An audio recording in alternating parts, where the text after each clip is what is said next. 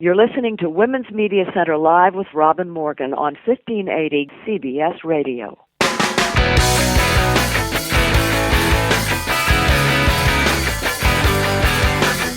Welcome to Women's Media Center Live. I'm Robin Morgan. You are listening to us on CBS Radio, WJFK 1580 AM, or visiting us at WMCLive.com for this and for any of our previous episodes. Look for WMC Live on Facebook and Twitter, and you can now stream, download, and subscribe to our show's podcast worldwide at iTunes. Now, this week's guests are a fierce and beautiful group. The first, an online journalist, fought discrimination for being female, being dark-skinned, and being a Latina. The second has given voice to the realities of Palestinian women like herself in fiction. The next two prove that the Midwest is hardly a flyover zone. In feminism, it roars, and in fact, leads.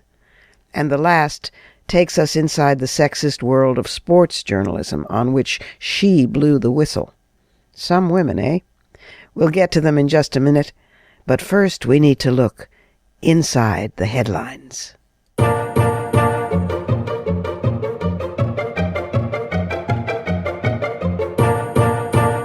One quick update behind the headlines. Those of you who heard the conversation with Corey Schumacher, the champion surfer, last week, and her campaign against the sexism in the ads and presentation of Roxy, the major manufacturer of surfing equipment and clothing, know that we wanted to stay on this story to see what her petition was yielding. And she did write to me and said, I have some news to share since last we spoke. I have heard from Roxy, finally, via email, only to say that they are, quote, restructuring the company, and that setting up a meeting might be tough, but that they'll attempt to set something up. No dates and no promises, she writes, just an update, and that they will contact me after the holidays. That's it so far. So she's keeping me posted, and I'm keeping you posted. Then there's the issue that everybody is suddenly talking about, which is poverty. Well, it's good that people have woken up to this, particularly the fact that the poor and women are synonymous. So I have a few stats to share with you just to put things in perspective of the United States as it fits into the world community. This is a rundown of pay ratio in different countries, the CEOs versus the average worker. Okay. Japan, the country of employment, the ratio of pay from the CEO to the average worker is 11 to 1. In Germany, it's 12 to 1. In France, the CEO is getting 15 to 1 of the average worker. In Canada, 20 to 1. In the United Kingdom, 22 to 1. In Mexico, 47 to 1. Now brace yourself. In the United States of America, the land of the free, the American dream, the indispensable nation, the place where you can advance no matter what, in the United States, the ratio of pay between CEO and the average worker is 475 to 1. And we wonder why we have extremes. We wonder why we have poverty. And I would add that women are not even considered the average worker because so much of our work is unpaid labor in the home, with child care, within the community. So, in a sense, we're feudal labor. But keep it in mind, even in Japan, where it's 11 to 1, that's moderate. Here, it's 475 to 1. Better to be a CEO than an average worker.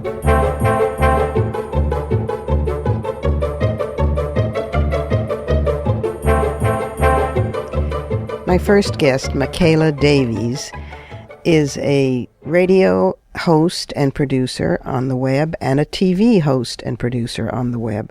You know how these days every celebrity has to prove that she or he is socially conscious by having a link with a particular cause. Well, it may provoke a wry smile from you and me, but in the overall, I suppose it's not such a bad thing, because people in this culture listen to celebrities and pay attention to them in a way that they do not to organizers and political people. Well, Michaela Davies has figured out a way to leverage this situation, to put the spotlight on community-based organizations and causes through using a celebrity focus. Michaela, welcome to Women's Media Center Live. Well, thank you so much for having me. I am so excited to be on the air with you. You are my idol. Oh, my God. Well, we have to adjust that. We have to set the bar a little higher for you. But we've met so many times now, with you interviewing me for your show, MichaelaTV.com. And you're always so smart, and your questions are so good, and you're so ragingly feminist and caring about, women advancing and saving the world, that I thought we have to stop meeting like this and we have to have you on our show. Absolutely. I am a huge girl power girl, and I think that a lot of younger women these days may not have a grasp on how important it is for women to empower other women. Yeah. And so that would be my ultimate message right now in my career, is to encourage younger women to support each other and to lift each other up. Yes, it's true. And I think it is happening. It's not always that visible. It's happening a lot on the web. But you know the web better than I do. Tell our listeners about Michaela online. Okay, well, MichaelaTV.com was born out of my desire to share information with the general public about celebrities. But to me, celebrities aren't always about what film they're doing or what album they're dropping, and who they're engaged to and where their wedding was held. For me, celebrity is a responsibility. They're very visible, and it's important for the general public to understand that lots of celebrities also have passions and projects that they're working on that do give back to the community. And so MichaelaTV.com was born out of that desire, just to spread information about celebrities and their charities and the type of work that they're doing out in the community. And I was the only person really on the internet back in 2009 that was interested in spreading information about charities, about community organizations. So I decided to start a YouTube channel and launch a website that primarily was focused on sharing information about charities. I have been donating my time to charities since I was 8 years old with my mother. So it's something, the mother. Yes, the mother. Yes, and the mother. It always starts with the alpha female in the home. Well, and it's interesting because women who may or may not have called themselves feminist of another generation, nonetheless imparted to their daughters a message of, you can do it, and I want you to do it, and I'll help you do it, and go for it, baby. That Absolutely. It keeps recurring like a signature chord on this show. Absolutely, 100%. I think without a strong woman in your life, growing up can be a little bit tricky, especially in these later generations of women's. The whole women's movement has changed. And the environment for women has changed a lot. And I think that, my mom, being born in 1940 and coming up through the ranks as a Latina, and coming to the United States from Puerto Rico and making her own way and being so progressive. And didn't have it easy. She had no opportunities, no doors opening for her. She was the only woman in her family to graduate high school. But didn't have the opportunity to continue her education, but was always very progressive. But one thing that she was very adamant about was not assimilating. The cultural pride was there. She encouraged us, to keep the language intact, to keep the culture intact, but also to embrace the opportunities that the American culture would be able to offer to us. So it wasn't either or, it was both and. It was absolutely both. Well, clearly you inherited and ingested her message. Clearly you took entertainment TV many steps further by grounding it in social action and social justice. I thought that, for me, I'm a little bit older than a lot of the correspondents that are on the red carpet. Right now, I'm 41. What I bring to the table is experience. Is experience and Yeah. maturity and Yes. a responsibility to spread a little bit of a different social message. Mm-hmm. I've been in the entertainment industry since I'm 12 years old, in one way or another, either doing musical theater. I was, scooped up by the modeling agencies at 17 years old, and modeled for 20 years before I retired. Wow. And was very fortunate to be an agency model and to be mentored by great agents and people who believed in me during a time where dark-skinned Latina was not really embraced by the culture, really. Of course. I came up during a time of Cindy Crawford. Oh, wow. Yeah. So, for me to be a working model during that time was huge. You were breaking boundaries, yes. Was huge, Of absolutely. Of course. And now there's a new radio show as well in the media reach of Michaela. I felt that on the red carpet or in my charity-oriented show, I wasn't able to really communicate myself 100% with freedom, because people were expecting a certain type of programming. Well, and you were and you were interviewing others. And I was interviewing others, right. But I had a lot to say as a woman. I bet. I was staring my my 40s in the face at the time, and I had so much to say about culture, so much to say about women, so much to say about relationships, so much to say about the direction that this country is going in, that I couldn't incorporate that into this web show. So my radio show was born to MichaelaTVLive.com, and MichaelaTVLive.com, it is a adults-only, really crazy, strap yourself in for the roller coaster ride of your life radio show where we skewer pop culture and the American culture. Wow. And we really push the boundaries on what people want to listen to in regards to American culture. So we're really proud of the show. It's very edgy. So parental, advisory is definitely recommended. I haven't heard it, but I have heard about it, that it breaks and challenges all social norms. And race and gender stereotypes as well. Absolutely, 100%. Thank you, and thank you so much for being with us on Women's Media Center Live. Well, thank you so much for having me, and God bless. We have to take a short break here. This is Women's Media Center Live, and I'm Robin Morgan. And when we come back, we'll be speaking with a Palestinian novelist who wrote about women just like herself. Don't go away.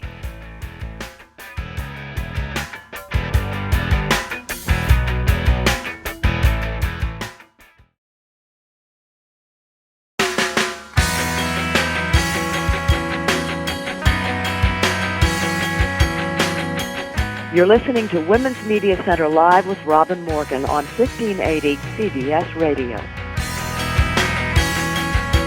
Welcome back. My next guest, Layla Fiske, was born in Detroit, Michigan, and she grew up in Southern California, the daughter and granddaughter of immigrants.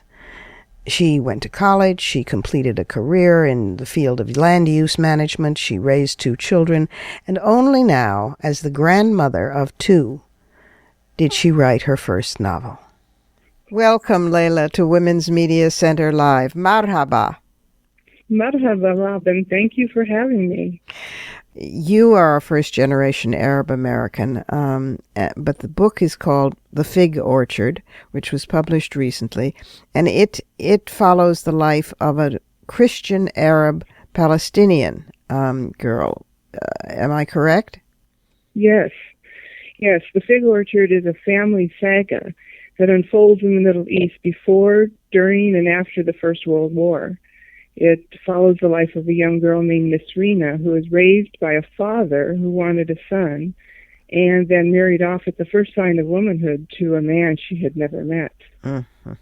It's so interesting that this is about Christian Arabs, because the West is so profoundly ignorant about the real life of Palestinians anyway. But the idea that there are Christian Arabs has never occurred to many Americans, much less that there are particularly Christian Palestinians. And I remember during one of the times that I spent time in Palestine, seeing so many red-haired or sandy-haired and green-eyed or blue-eyed Palestinians. And when I thought, what? And the women said, it still is a legacy of the Crusades. And I thought, my God, which means rape. I mean, it translates, when you think about it, basically to rape. There might have been one or two consensual love stories, but for there to be that many, that much DNA evidence, it spells rape. And then there's the Christian Palestinian legacy as well. So I'm very glad that you're focusing on that community. Is that a reflection of your own life? Yes, it is. In fact, it's interesting that you mentioned the blue eyes and the red hair. I do have some distant relatives that have their children have red hair, and I had a great-grandmother who had blue eyes, and they talk about that very proudly. Yes, I'm a first-generation Christian Arab American, and my family is from the town of Ramallah in the Middle East. They immigrated to this country. My grandmother, who was the last to come, and who is the inspiration of this story, immigrated in 1951. And at the time, Ramallah was pretty much, in the early 1900s, was a Christian town. And in fact, my relatives were the founding families of Ramallah. Really? And now now of course it's a great university town. Right, and it's now probably the Christian population is 3%, and it is mostly Muslim. And what happens in the book? Interestingly enough, when she is married off, she falls in love with her husband on their wedding night. And I don't want to give too much of the book away, but he is a good man, and which was not something she was familiar with the home life she had. Well, but she falls in love with her husband, and then tragedy ensues because of the war. Is this the first novel that you've written, Layla? Yes, it is. It's a novel. It's a story, actually, that I have carried around with me inside my head most years of my life.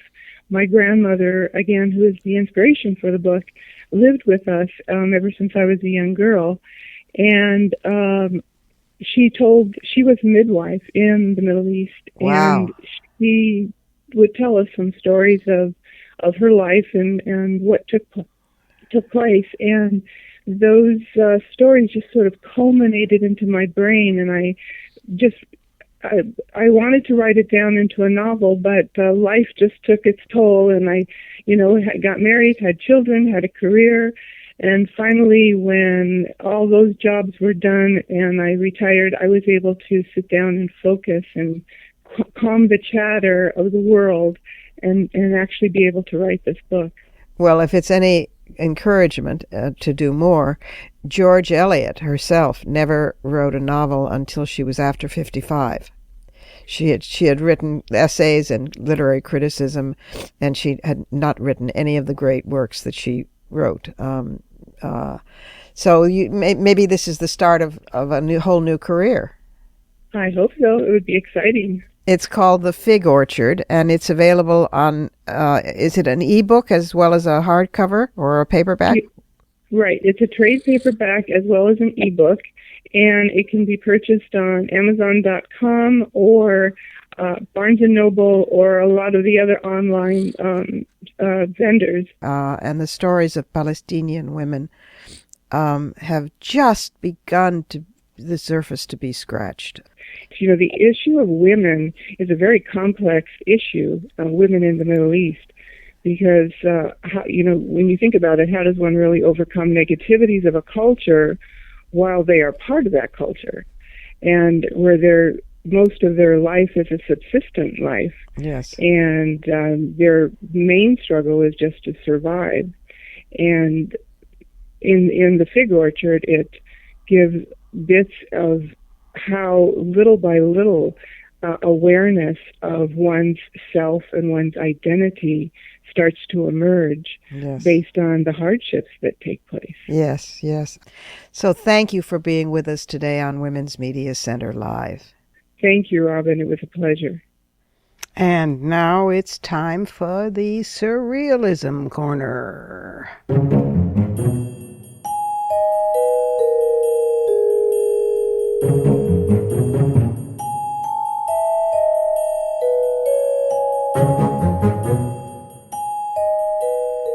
Perhaps we should just rename the Surrealism Corner for the country that has inhabited it the most frequently. We could call it the Saudi Corner. Yes, we're back to Saudi Arabia. That old standby for surrealism.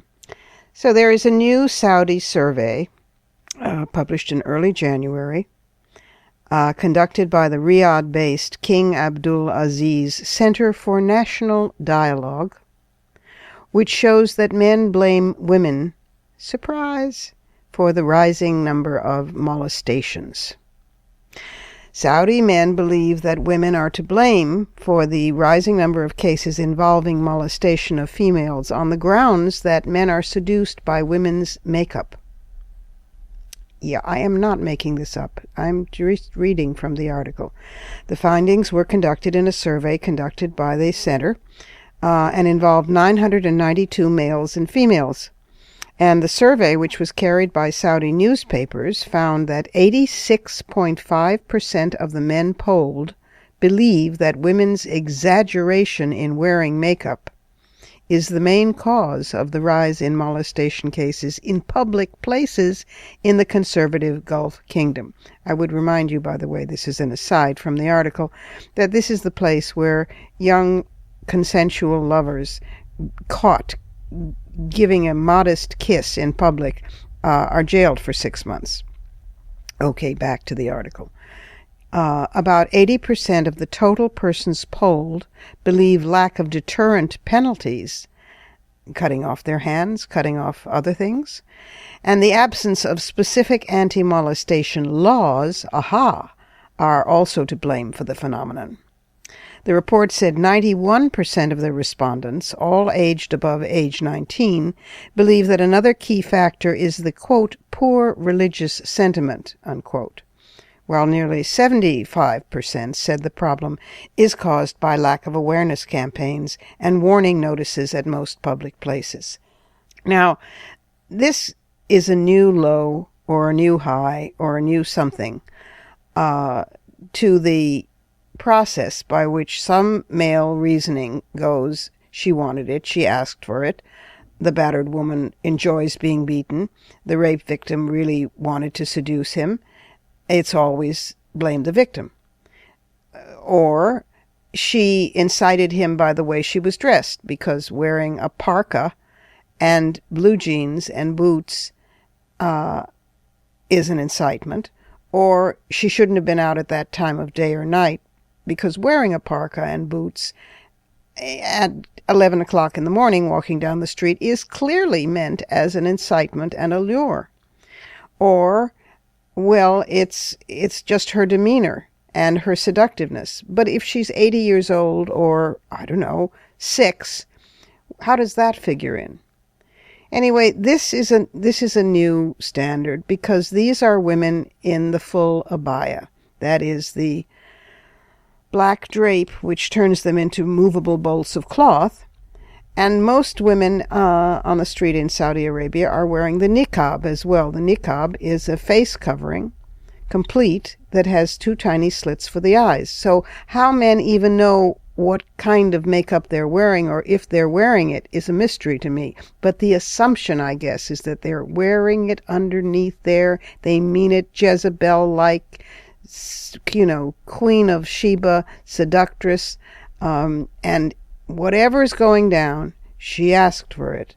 She wants it. She needs it. And it's never, ever, ever his fault.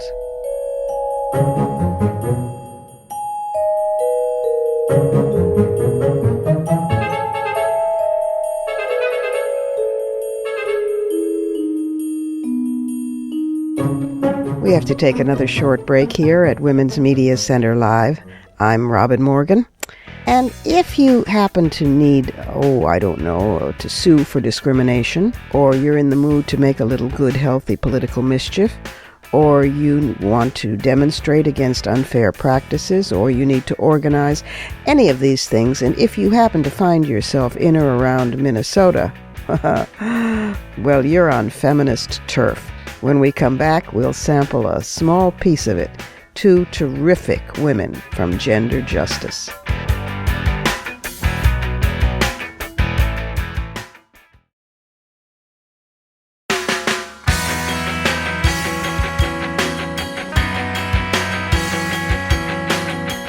You're listening to Women's Media Center Live with Robin Morgan on 1580 CBS Radio. And we're back. It might be the case of, say, Letitia, who was an undocumented worker who was raped by her employer, confident that she didn't dare report it because, of course, she was undocumented and could be sent back, thus completely destroying her family here. Or it might be the case of a Saudi prince deciding he would export the no driving rule in Saudi Arabia to Minneapolis, St. Paul. Or it might be job discrimination. Whatever it is, there's two women in St. Paul, in the Twin Cities, ready to ride to the rescue like Wonder Woman flashing her bracelets. Welcome, Lisa Stratton, and welcome, Jill Gaulding from Gender Justice in St. Paul, Minnesota. You do amazing work. Oh, thank you, Robin. We're really pleased to be here with you. Well, Gender Justice, according to your website, which is very understated, says gender justice addresses the causes and consequences of gender inequality, both locally and nationally. We pursue this mission through three interconnected program areas: impact litigation, policy work, and public education and training, which, of course, if you stop and think about it, those three areas kind of cover the entire waterfront of patriarchy. I'm especially glad to have you on the program because there are still people, believe it or not, antiquated as the thinking may be, who assume that feminism comes primarily out of the two coasts and not a whole lot is happening in the middle, when actually in the middle is where the real grassroots is and the real leadership is. I want to talk about some of your cases. But first, before we do, tell me how Gender Justice got started or how you got involved in it, each of you. This is Lisa. I have had it on my personal docket since about 1994, honestly. I had been doing work in international human rights and was so inspired by those women that I decided I should fight for gender equality, and I probably would have said women's rights at that time. In my own society at a more local level, mm-hmm. And it took me 20 years to find Jill. So I needed an amazing partner to do that sort of work, I thought, and I also needed, I think, my own litigation skills. And after I'd acquired both, I found Jill, and we've been off to the races ever since. She actually found me, but I persuaded her to undertake this with me. How Right, terrific. you'd like to take credit for that. I had been in, this is Jill, I had been in kind of a foot in both academia and in the litigation trenches, just as Lisa had over the years, and actually left my law position in Iowa over a gender-related matter, which we may or may not talk about later. The buzzword for it would be pink locker room. But when I landed in Minnesota and was looking for allies, I found Lisa, and we just got increasingly excited about what we could do together. Well, you're doing amazing work. Tell about the Saudi case, because the Saudi case just, made me gasp. The Saudi prince was in Minnesota. He was here to get medical care at the Mayo Clinic, which is famous for that, and people come from around the world to get care there.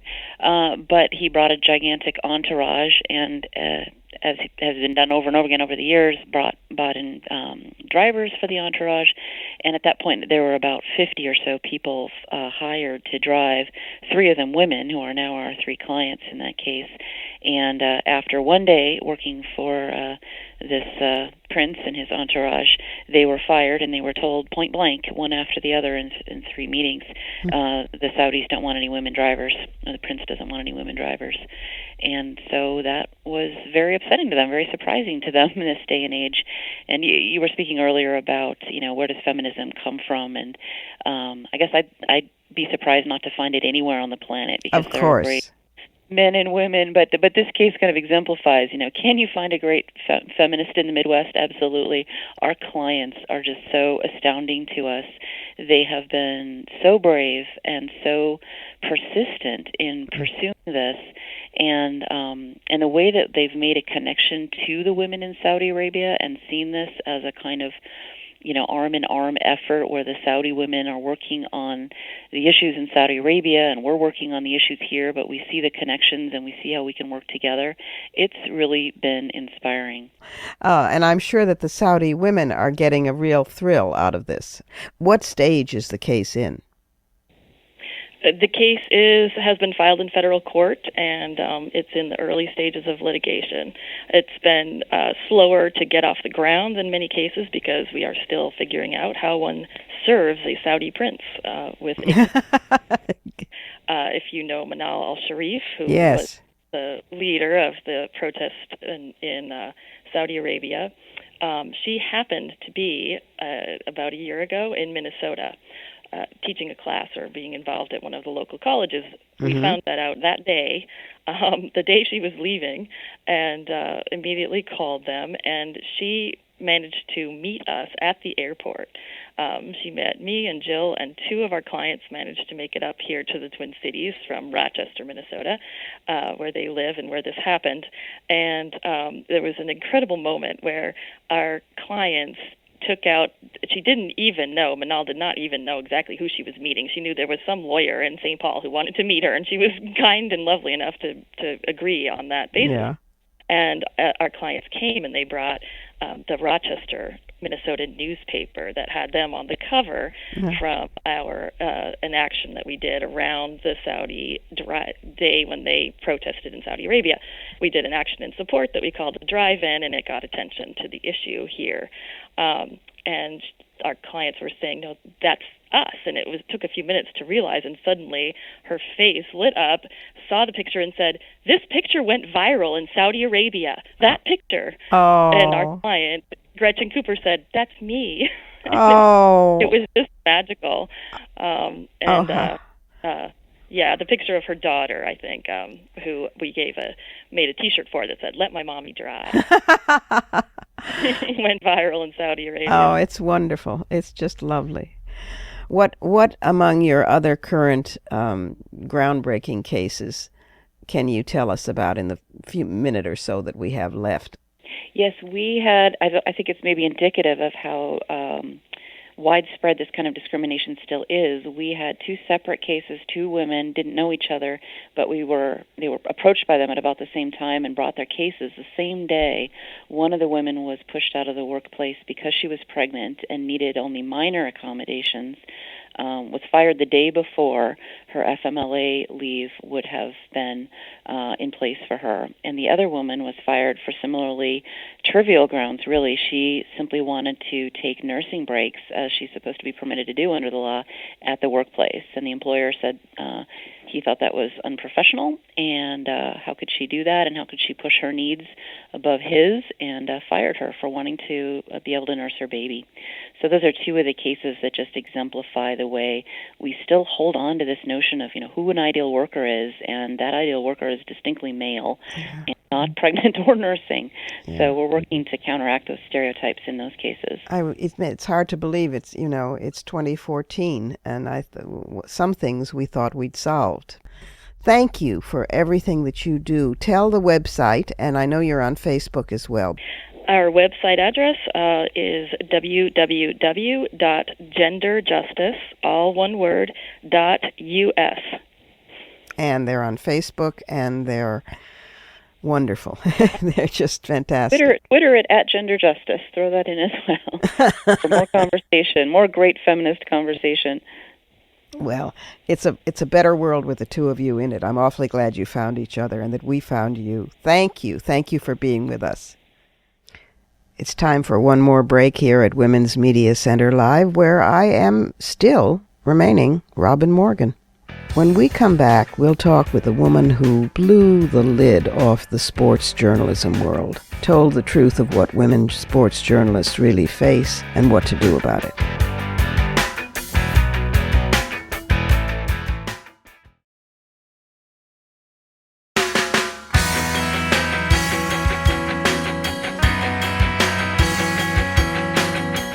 You're listening to Women's Media Center Live with Robin Morgan on 1580 CBS Radio. Welcome back again. Amy K. Nelson is an American sports journalist serving as senior correspondent at SB Nation. She's best known as a writer and reporter for ESPN.com's Enterprise Unit, and she also served as a moderator for ESPN's First Take program. She's appeared on Sports Center, ESPN News, Baseball Tonight, and Outside the Lines, and she's with us today to talk about when she blew the whistle. Amy, welcome to the program. Thank you so much, Robin. Pleasure to be here.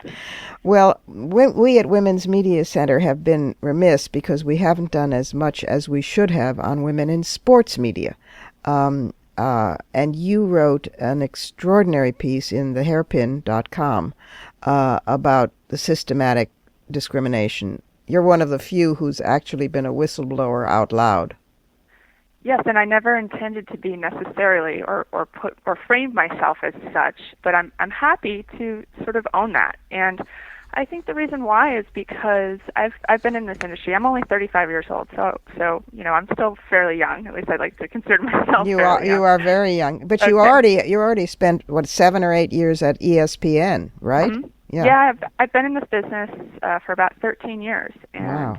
I was at ESPN for about 7 of those, and it was a great place to be. It's by far the most powerful brand in sports journalism, and arguably some people would say sports. I don't know if that's completely accurate, but certainly for sports journalism it is. And it allowed me a space to, as a young journalist, to learn a lot on the fly. I did not go to journalism school. I wasn't professionally trained. I sort of entered this business because it was a passion of mine that I sought out. I majored in photojournalism and psychology and sociology, and wanted to be a war photographer originally. That was sort of my dream. And wow. Said, you know what, I've always had this sort of thing in the back of my head.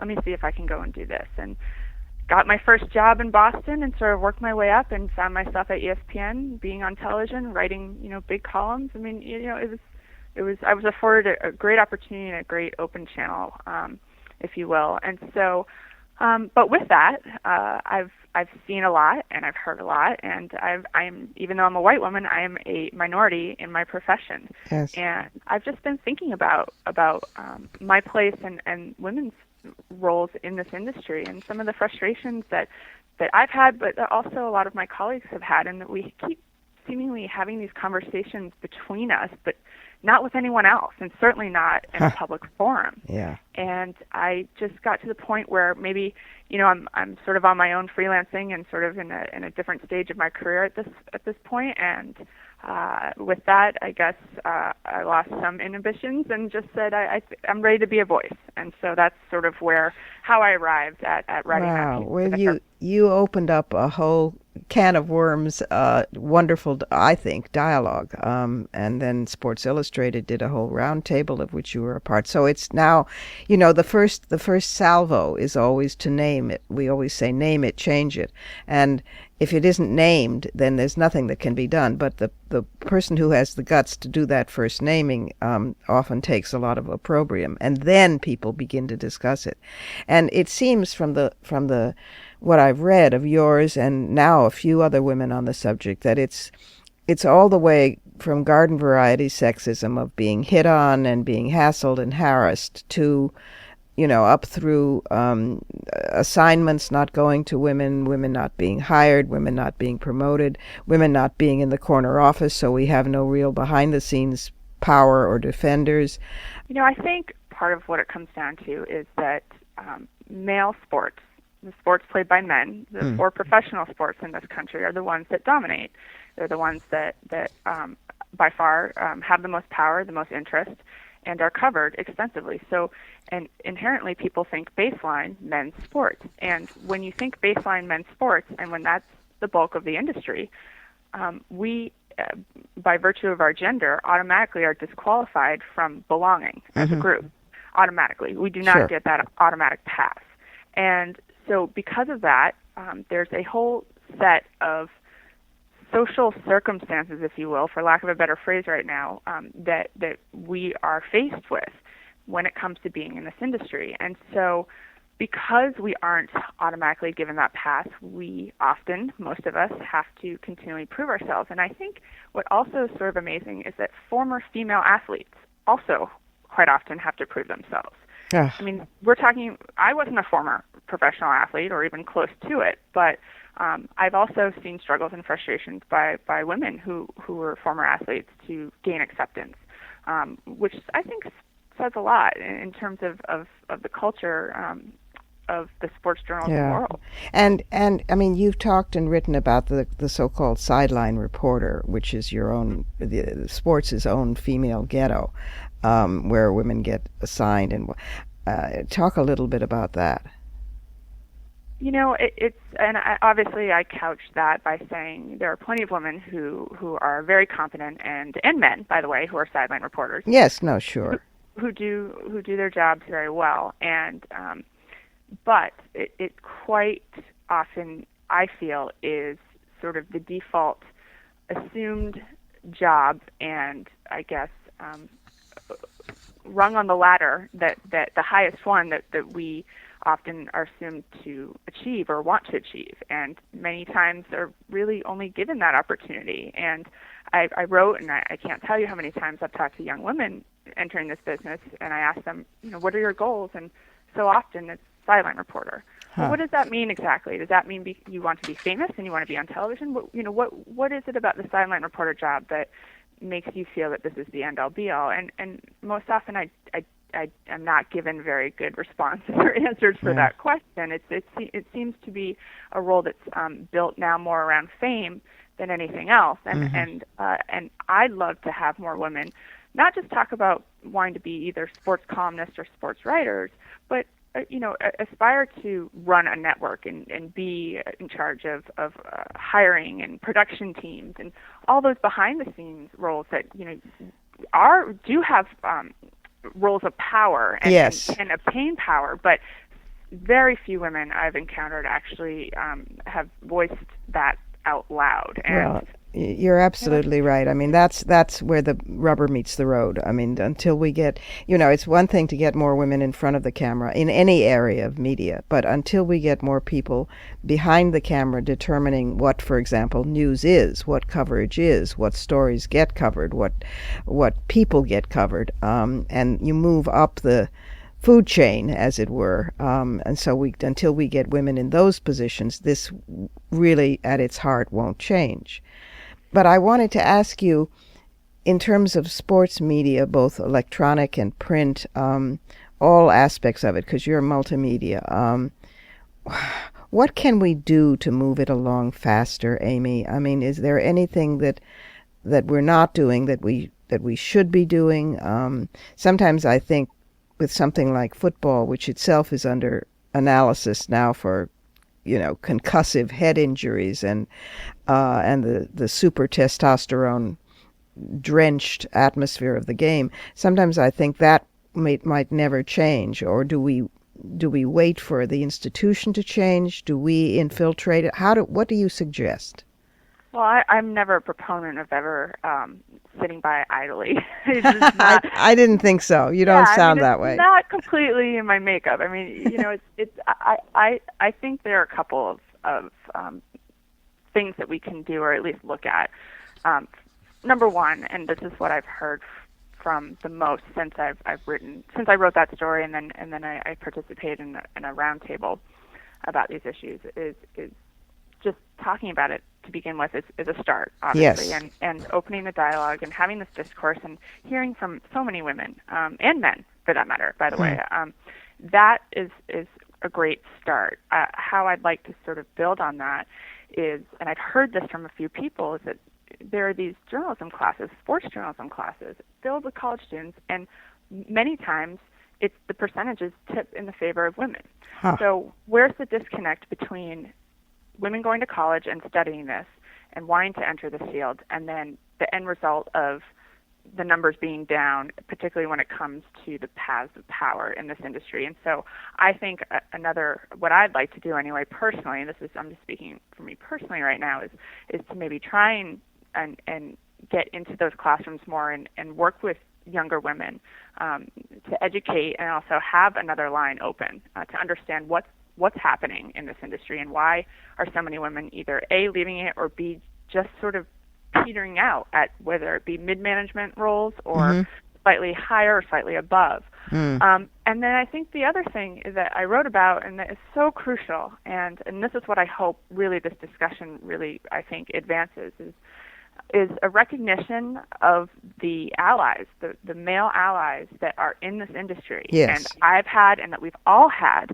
and to encourage them and encourage even more to step up and to talk about this, and to also make it something that's important to them. And that's where I think small bits of change can start to happen a little bit more. And when I referenced this article about a guy who overtook the engineering program at Etsy, which is basically their demographics are something akin to 98% women, right? The website Etsy, and he steps into this role, and he's the head of engineering, and he looks around his room, and he sees, I think, essentially almost every single one of his engineers is male, and he not only obviously identified this as an issue and something he wanted to correct, but he went the extra step in being so proactive to actively recruiting women off engineering message boards and setting them up and creating essentially almost like a training program for them. And that is an ally, and that's yes. a proactive ally. It is. That's the type of thing that I think if we get more men in our industry being proactive and really truly caring about this and encouraging women and putting them in positions to succeed, I think that will really help sort of affect change a little bit more rapidly. That's a very good point. I mean, and we have to seek out the ones who have daughters, because because if a man doesn't get it up to that point, when he has daughters, suddenly not with my daughters, you don't, and sometimes allies are born that way. An interesting thought also, your journalism school campaign or strategy, but the Women's Media Center, publishes an annual report on the status of women in media. And you know that there are now more women graduating from journalism schools than guys in general. But that's the good news. But the bad news is that most of them can't get jobs in journalism, and they wind up in PR. Yeah. Right. So that seems to be a familiar refrain. Yeah, doesn't it? So we've got to take it on both ends of the hiring, and mentoring, which is where the guys come in, and the journalism schools where the kids start out. Oh, you're terrific. Thank you so much. was an honor and a privilege, and I thank you so much for just giving me a little bit more of a voice to share. Where, Amy, should we be looking out for your writing or your reporting these days? Find me on Twitter, Okay. because that's where I'm most active. Okay, we will look. And what is your Twitter handle? At Amy K. Nelson. Well, it's that time again. Time for fighting words.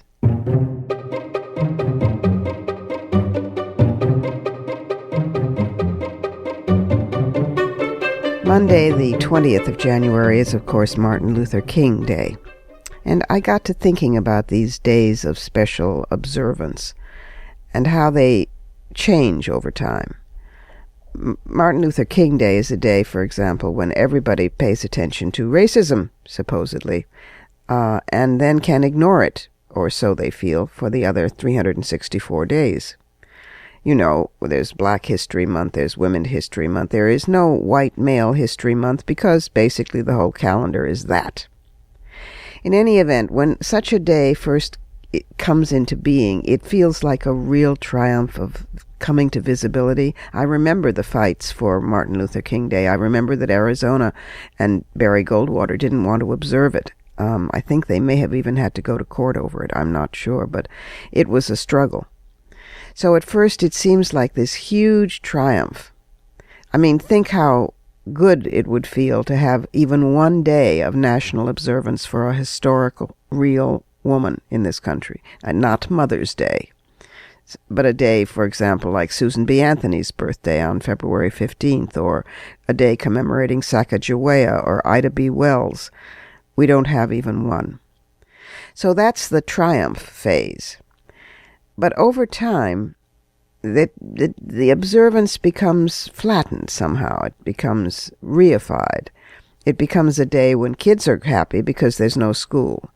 It becomes a day for the rest of us when there's no mail or post office or banks. They're all closed in some offices. But basically, it's a day off. It's flat.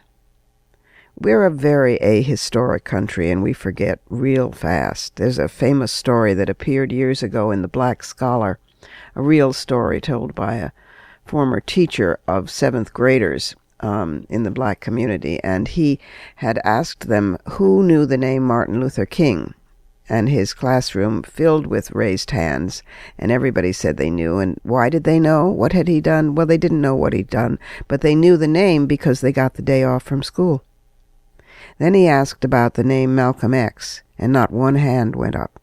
Finally, one tentative hand rose in the air, and he asked, "Okay, what about Malcolm X?" And the kid said, "Not sure, but wasn't he some kind of African king, Malcolm the 10th? An ahistoric country, indeed. Which leads us to phase 3, when you try to freshen these days of observance so they mean something more than just ritual or going through the motions. For me, it means remembering in this case that the Great March on Washington and the great speech of Martin Luther King that he's so vividly remembered for was actually called the Great March for Jobs and Freedom. And for those of us who were activists in the civil rights movement and the burgeoning women's movement, we called it the Poor People's March. It was a march on poverty. So we come full circle, still today. And that's how I'll be thinking of it, and the way that poverty afflicts, in particular, women of color, and in particular, women. I'll also be looking forward to Beverly Guy Sheftall's emerging research on Coretta Scott King as the activist she was, not just the widow and the lady. But that's going to be quite an interesting book indeed.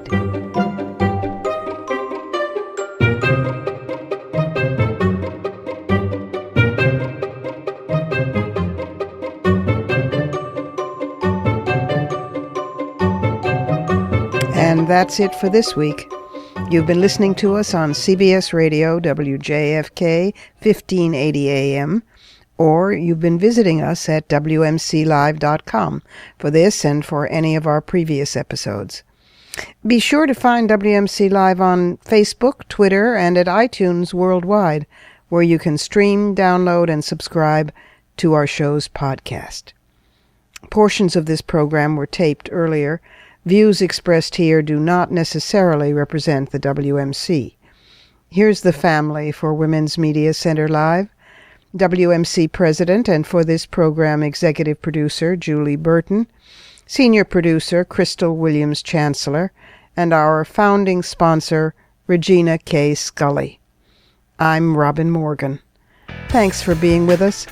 Join us next week when we'll visit the empowering, pragmatic, wise Latina Club, when we'll learn how and why lung cancer affects women more and worse than breast cancer, and a crusading doctor's discovery of one positive way to protect against it. Plus, we'll have a really interesting surprise or two. Meanwhile, look for us on Facebook and Twitter for news of exclusive breaking news segments, upcoming guests, and future shows.